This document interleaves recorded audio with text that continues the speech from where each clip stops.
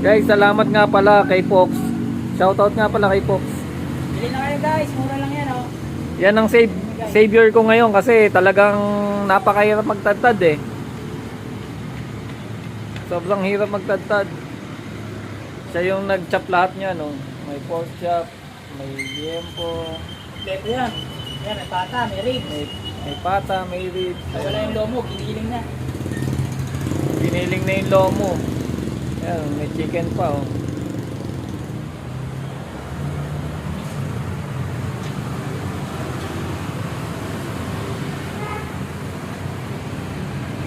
Napakahirap mag-business ng ganito pero sulit naman pag kumita ka. Abay, mo na lang pala ako. Saglit lang naman. Oo, sige.